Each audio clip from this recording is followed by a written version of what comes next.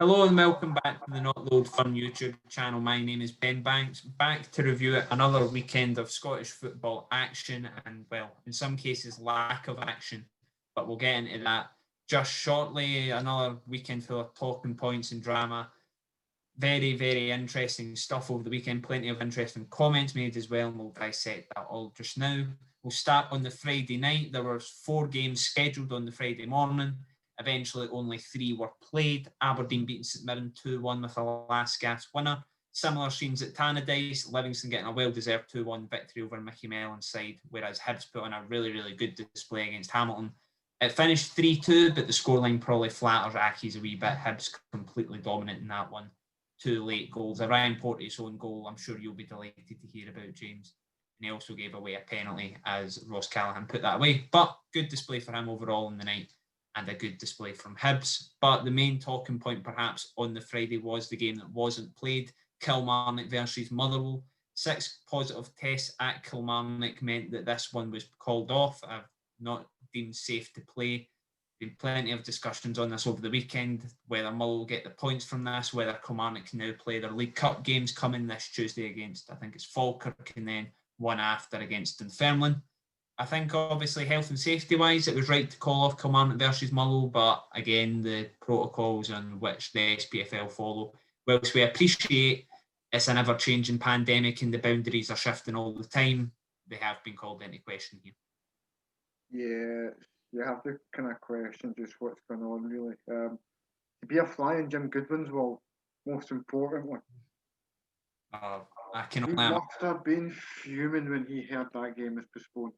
And without wanting to sound like there's any malice towards Kilmarnock, there's not. But I just think the SPFL, the SFA, the GRG, and any other acronym you want to throw in there, their handling this has been nothing short of shambolic. I mean, yeah, it's not been ideal, I don't think, for anybody, just in terms of clarity. I think as well, you had on Saturday as well, you had a few notable faces, probably most notably Neil Doncaster, calling for the return of fans on national media again. And when things like this are happening, whilst I think I agree mostly with the return of fans to football, I think there's a good comparison made to Royal Albert Hall, and I appreciate this a tangent away from all the Kilmarnock stuff, but I'm going to round it all in a minute. I think it's something to do. The Royal Albert Hall can now have people indoors at their theatre events down south, whereas football fans, both north and south of the border, well, so most prominently here, north of the border at any level, no fans are allowed in. But when incidents like this are still cropping up in the bubbles and the testing facilities, whilst inevitable, surely that it does, whilst we all don't want to admit it, and I don't want to admit it, it does somewhat hurt the return to fans argument. Completely does. For me, I get everything about why people want fans back at football. Hell, I ultimately want fans back at football. Not the time. Just not the time yet. And I know people will point to pubs and restaurants and everything else that has reopened. And if I'm going to be honest, and I know folk might want to cast up kind of much earlier comments I made on this, but shouldn't have opened pubs, shouldn't have opened restaurants, shouldn't have opened children's soft plays and gyms and swimming pools and everything else that got opened up. I mean, I'm far from an expert. I'm far from an epidemiologist. I'm not a scientist. I'm a dude who gets paid to write about football on the internet. So I mean, I certainly don't take my view on this as gospel. But we opened up far too early, and personally, I think we're now starting to see the consequences of that. I mean, you do wonder, don't you, whether if they had opened pubs, restaurants, perhaps a few weeks later, whether the virus doesn't go. I mean, it was crazy. I mean, in August, we were all being urged to help out, to eat out, and now we're all being urged to eat in again. Very bizarre. But back to the sort of football and the Kilmarnock situation, it's going to be obviously a tough few weeks. Then they were on a really good run, but it's really. It'll be interesting to see how they bounce back from this. Eventually, they will have to come back, and everything will be cleared. Hopefully, all fingers crossed. We should say as well. Our thoughts are with those who have affected at Kilmarnock by this, and we hope anybody who has received a positive test does recover swiftly and is hopefully asymptomatic as well. But it is going to be really interesting to see how Alex Dyer picks up his team for this, because not only is it the break in games and it's the break of form, they're basically having to start from scratch fitness-wise again after sitting in the house for 2 weeks. Just to put my bad guy hat back on for a minute, I hope they get dropped 3 points by the SPFL. Oh, controversial. Why is that? That game on Friday night. It depends. I think if they are to have broke protocol, then it's a stonewaller. But again, has precedent already been set by Aberdeen and Celtic not having points stopped at the start of the season when it was proven that they broke protocol? So even if Kilmarnock are found to be in the wrong, and at this stage as we record this, there is absolutely no evidence of wrongdoing against them. They could have just been hell of an unlucky team. But even if they are found on the wrong side of that, has precedent already been set? I would suggest the timing makes this a little bit different. Explain. The Celtic and Aberdeen games were cancelled, I believe, 3 or 4 days out. I think the news broke on maybe the Tuesday of the breaches. Games on the Saturday were postponed. Kilmarnock's game was postponed at 3 o'clock on Friday afternoon. Nah, round about early afternoon anyway. Time was kick-off at Rugby Park. It was supposed to be 7:45, but I'm pretty sure as well, because I can remember, I know I take your point on board about it being postponed hours before kick-off. I can't remember off the top of my head Aberdeen's situation, but I can certainly remember Celtic's, because they were meant to play St Mirren, it was midweek, and I was at St Mirren as that game was called off to preview the game with Jim Goodwin, and that was just You were over 24 hours. So it is similar circumstances for me in terms of whether they get I'll give you that one. Because I think if they are dot points and they aren't found to have breached any protocol, they've just, I don't know, for whatever reason, it's came into their camp and they are dot points, you could see why MD at the club would be completely frustrated with that. Completely agree. On the other hand, if they do break protocol, it's not just that, but we're also at the point already where the calendar's so full that 1 or 2 postponements and the whole thing goes to hell in a handbasket. And we're getting really, really close to having had our fill of postponements. The Rangers and Celtic have both reached the Europa League group stages, so that's going to kind of block out certain midweeks. We're only in October. We've played 10 games. I mean, how many games have already fallen by the wayside due to COVID so far? I mean, 6 or 7 or something like, maybe 8. A couple for Celtic, a few for Celtic, a few for If you include the two, if you include, I think it's about 6, because Celtic and Aberdeen had 2 each, and one of the games was against each other. And then you obviously got the Kilmarnock. You've got the Kilmarnock game, and as it stands, as we record, the game against Falkirk and the following one against Dunfermline will go ahead. Whether that actually does get played remains to be seen in the League Cup. But I'm supposed to be at the Falkirk Stadium on Tuesday night, and I will quite comfortably tell you right now that on Sunday evening at 6:15 as we record this, I won't be in the Falkirk Stadium unless Kilmarnock happen to put out an under-18 side, and that's going to be one of the only ways they can. They've actually got a little bit lucky with the way the fixtures have fallen, as daft as this sounds. But because it is a Betfred Cup game, there's no testing obligations. So see, for the weekend's game, the big issue for Kilmarnock was 27 of their, I believe it's 41 contracted players had to self-isolate, which left them 14 players who were already out, so they weren't part of the testing bubble. So they were ineligible to play already. So at the very worst, Kilmarnock now have 14 players who can play without the need to test them, whether they would want to or not is irrespective. But they have now 14 players who at least are eligible to play. However, one of the things that I've not seen, and you might be able to clear this up because I've not looked, to be honest. The 27 people or so, I believe, that are having to self-isolate, does it include Alex Dyer? Does it include the rest of his coaching staff? Because I'm pretty sure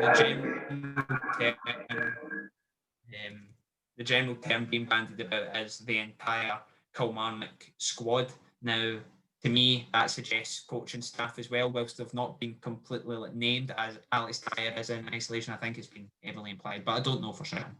But again, it then gives you the situation, you send in your reserve team. Are they your reserve team coaches? It just becomes a mess. So I would be very, very surprised if Kilmarnock's next couple of games go ahead. And also, I wonder if also by the quirk of this coming across two competitions, if the SPFL might use it to flex their muscles a little bit and just say that there is no flexibility with regards to League Cup fixtures. It's a 3-0 walkover to Falkirk. I believe they played in Fairlawn on the Friday night, I think it is. Falkirk played in Fairlawn Friday night. So Dunfermline, Kilmarnock will have Montrose or Kelty, I think.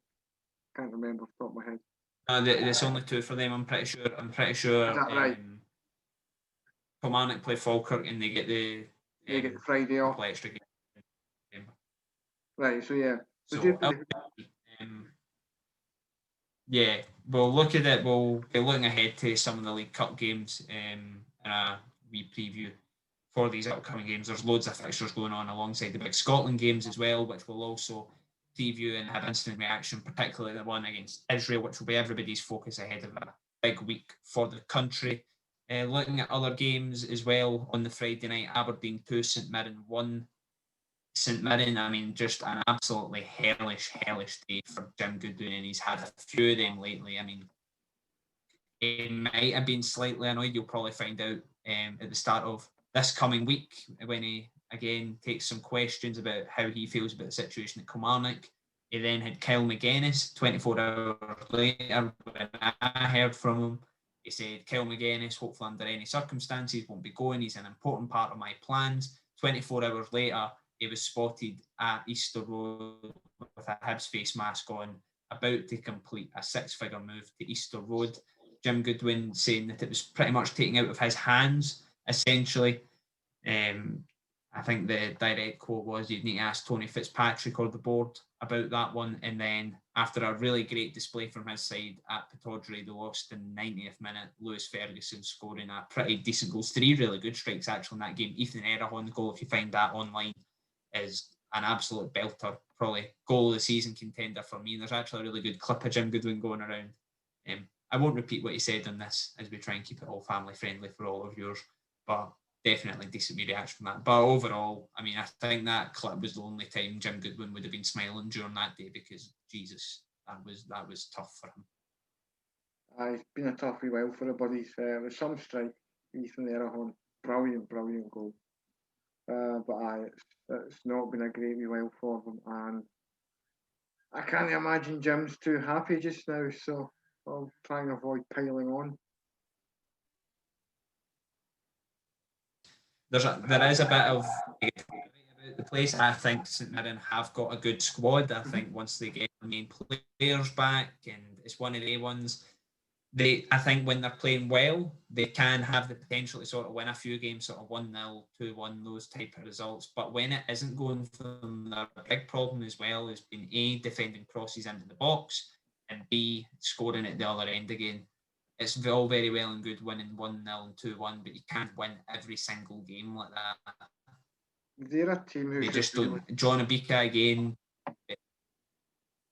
Was it, sorry? They're a team who should really benefit for the League Cup games.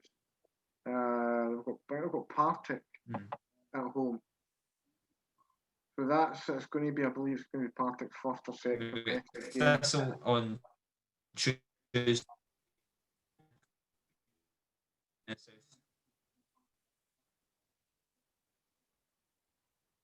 They're not. I mean, they're not completely.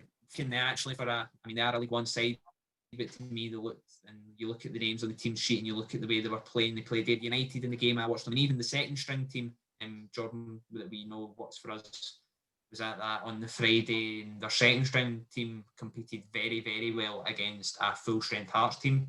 So I don't think by any matter means that that's a very easy game. And in fact, I think that's probably one of the bigger banana skins the Premiership clubs have in this. But it is at home, and I think he really does need a couple of results in these games, and comfortable results as well against the lower league opposition. I think a defeat or a draw or a result that isn't a win, and then the voices do start to get louder. But I don't think that I've seen a few negative comments towards Goodman. I personally don't think it's the time for that.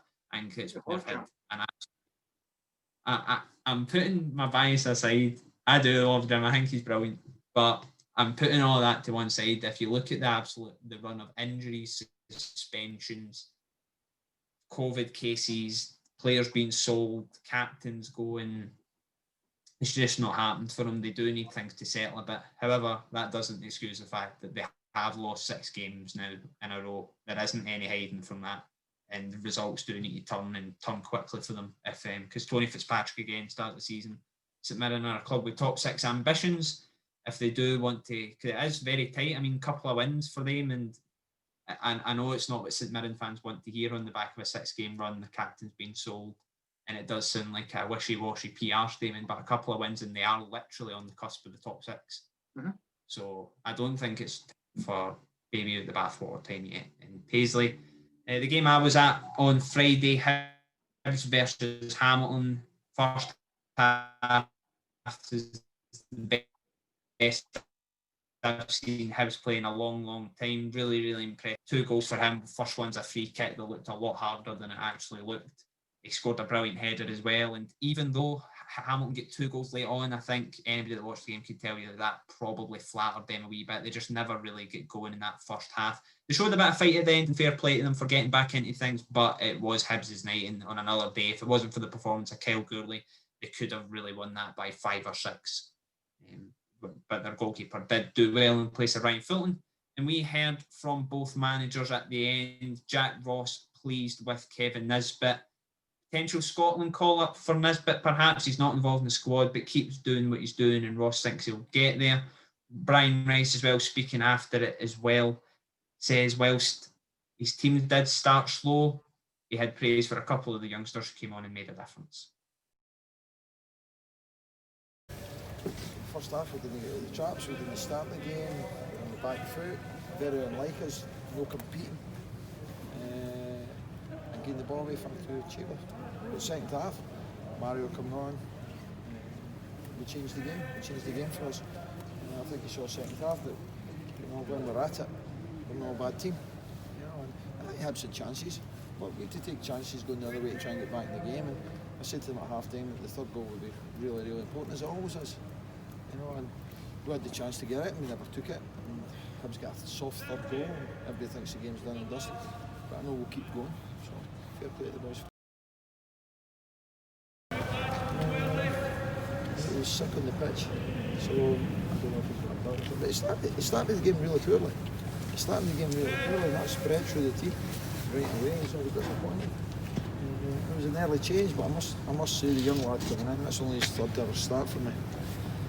And I thought he was exceptional. Young man, though, up in that left line. I thought he done really well.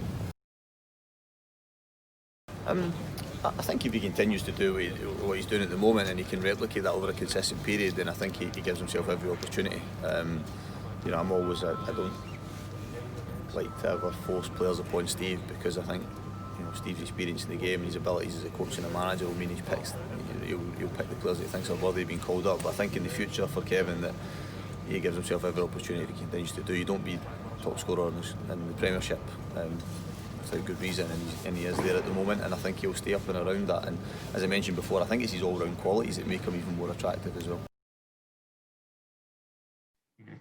I don't know if you'd have heard in Brian Rice's quotes there, and I sent you it, James, at the time, but there was a quote that I found absolutely hilarious. I can remember standing at the time thinking, what? He said Sean Want was sick on the park, but he never started very well, and it sort of spread throughout the team. I was like, wow, that's... It just completely took me aback. I was like, that's a bit... I mean, Brian, I think, is very fair with his players when he defends them at the hell, but I was like, is that not a bit harsh? Kicking the poor boy when he's down. It would have been a bad enough day for him being... Yeah, but anyway, regardless of that, Hibs look very impressive. Kevin Nisbet looks like perhaps it's probably between him and Ross McCrory for signing of the summer, but you could argue perhaps Kevin Nisbet shades it for Hibs just for the fee they got him for. I think it was around a couple 100,000, and they've signed him on a 4-year deal, which again, great business for them because he'll play there for a couple of years, still have 2 years left in his deal, and go, if he keeps shooting it the way he is just now, he'll go for a very decent 7-figure talent recently in the coming years. But they look like, I mean, I've heard things saying Hibs could break the top 2 in Scotland this year. I don't know if they're quite at that level quite yet, but for me, they're in good bet for third just now. Definitely. I mean, you mentioned the potential Scotland call-up for Kevin Nisbet.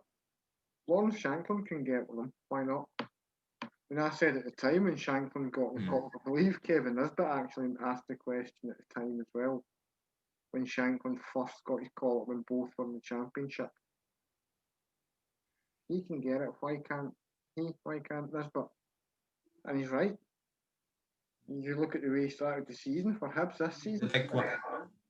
Hard to disagree with him. I think for me the big one's Callum Patterson. I think Callum Patterson's a very decent versatile player. He can play a number of positions, and I think that's probably his role in the Scotland team, but he's picked as a forward and he doesn't score all that often. Kevin Nisbet, he's not going to start for Scotland in such a big game like Thursday. The potential to book a place in a game that could seal Scotland's first return to a major tournament since before I was born. But at the same time, you bring him on you like that wee Sly mentioned, didn't you? But if you bring him on with 15 minutes to go, if you're chasing that game, who are you betting on to score a goal? Kevin Nisbet or Callum Patterson? I know who I've got my money on. Completely but looking at, of course, like always. But looking at the Sunday games, in fact, before we go on to the Sunday games, I almost forgot about Livingston's good result on the Friday against Dundee United.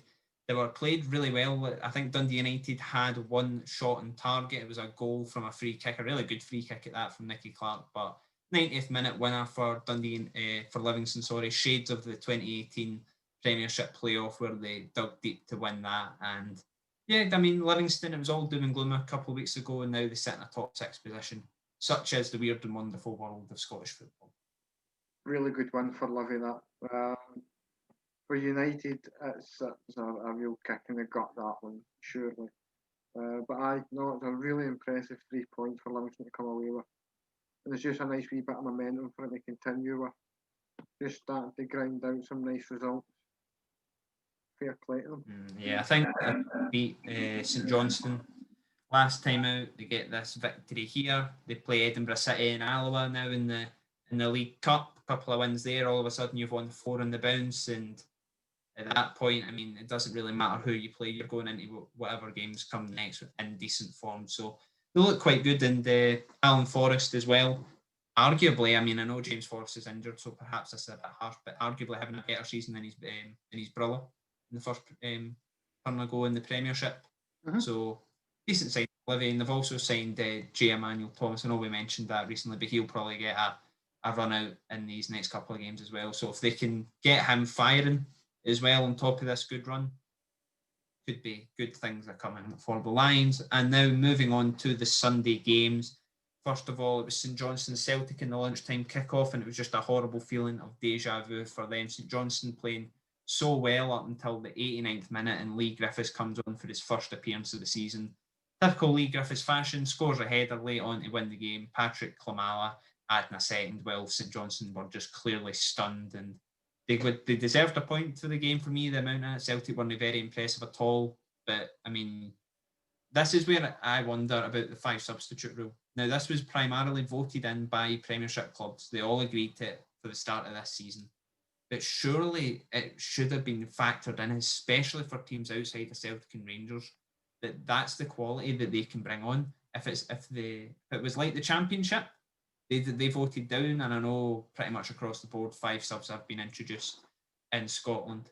But I mean, if they deny the 3 sub rule via voting in the Scottish Premiership, a couple of these subs for Celtic don't get on, and St Johnstone probably grind at a point. Now, I know it's a big far-fetched point, but it just shows you the quality that Celtic can bring on opposed to St Johnstone. No. You don't buy it, do you? Not having that at all, mate. Let's go back further to before you were allowed to have 3 substitutes and you were allowed to have 2 substitutes.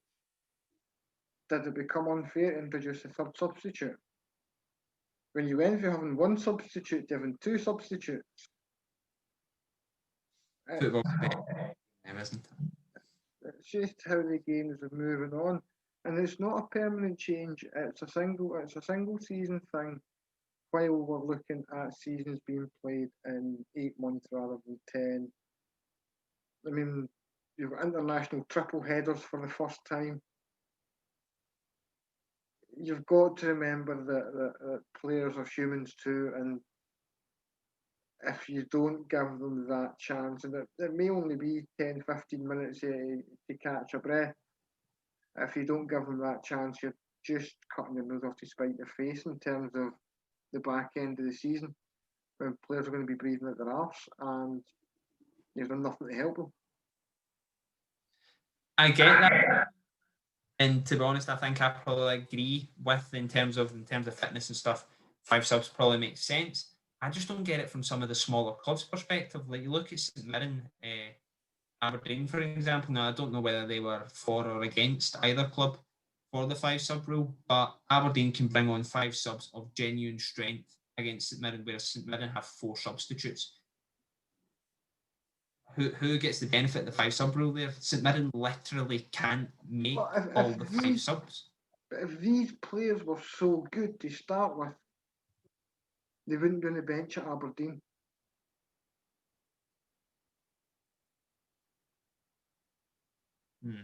There is, I mean, there's some decent players they're bringing on, like Ryan Edmondson and I completely get it. So, there are some really good players who'll come on, but like we're not talking that Rangers can turn to Lionel Messi and go, by the way, like, you're coming on for Ryan Kent, or Aberdeen can turn to Sergio Busquets and go, right, we're wanting you to show up midfield for the last 15 minutes. I mean, that's not what. Is that not what they say to Funzo? Maybe.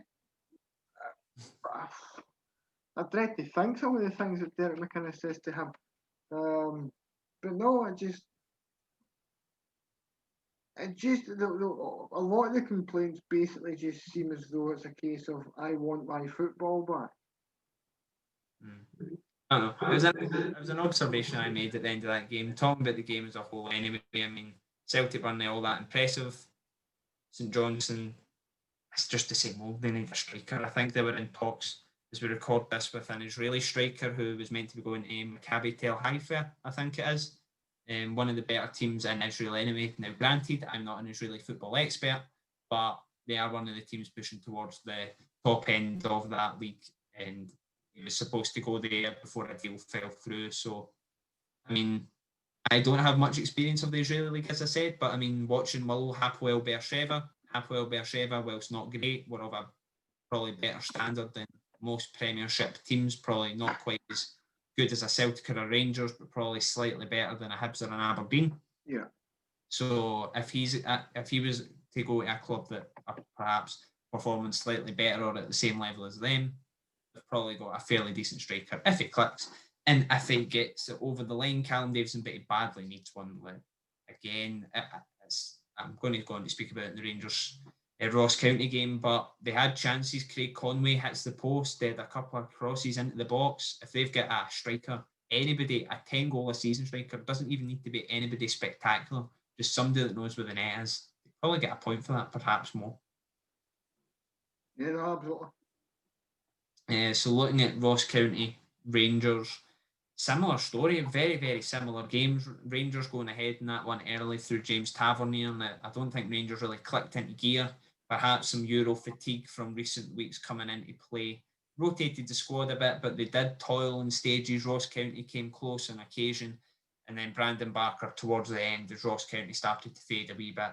Got the second goal, and I think we spoke about how Ross County have struggled against Rangers and Celtic in recent matches, especially since the return to the Premiership last season. They, even in games where they lost, like I think the 1-0 game to Rangers, and I think that game actually finished 2-0 again, but they've never really came close to actually thinking, oh, we're going to get a point from this or we're going to get 3 points. I think Stuart Kettlewell will probably say that's the closest they've been to actually taking something from either of the Old Firm.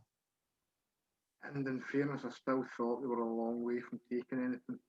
They had their chances, but so did Rangers. I don't ever think that. There was actually a point I made to someone during the game was that, when you looked at how Rangers perform in Europe, how they perform domestically, in domestic games, they'll tend to score first goal, take their foot off the gas, and just look to see the game out. And I think that was largely what happened this afternoon.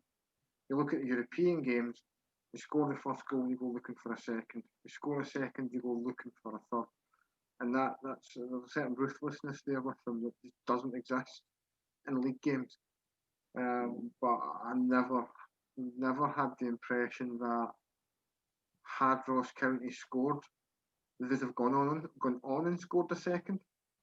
I always felt had Ross County scored, Rangers would have just taken their game up a level and kind of re-established the dominance. So, I mean, the game itself was a little different than what was expected.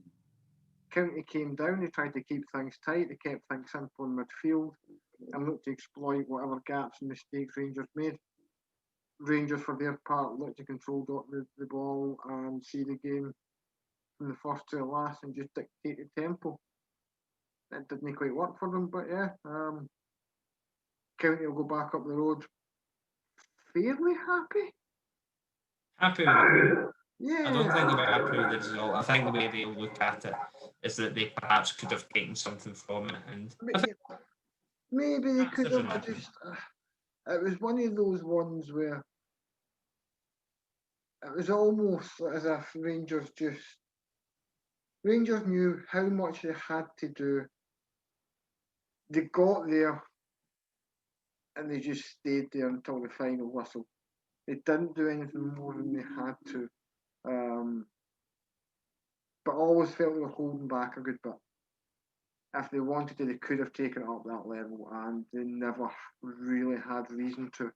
So, yeah.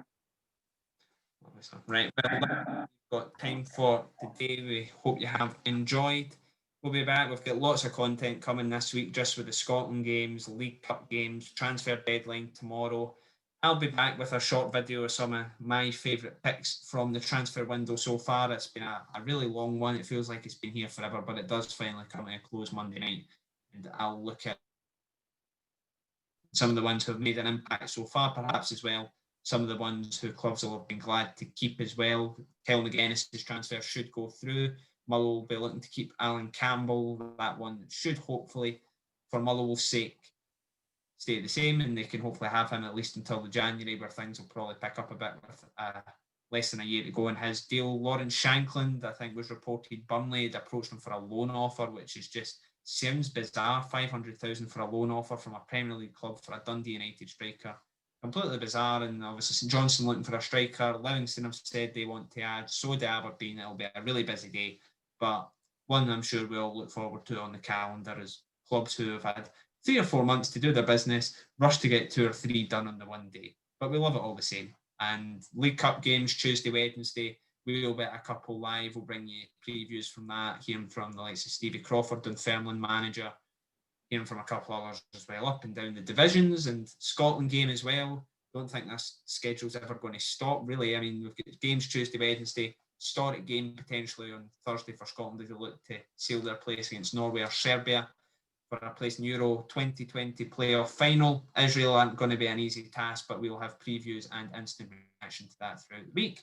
And then again, we'll be on the Saturday. League Cup games are back. In fact, it starts on the Friday as well. Tasty one between Dunfermline and Falkirk. They're back on the Saturday as well, before they then kick off next Tuesday. The Scotland games are in the middle of that. It's all happening before the Premiership comes back. So the international break is set to be perhaps the busiest, at least in my lifetime, have ever experienced. But we'll have it all covered on here as well as our exclusive interview with Lewis Spence on the Friday. So you won't be short of content this week. But until next time, take it easy.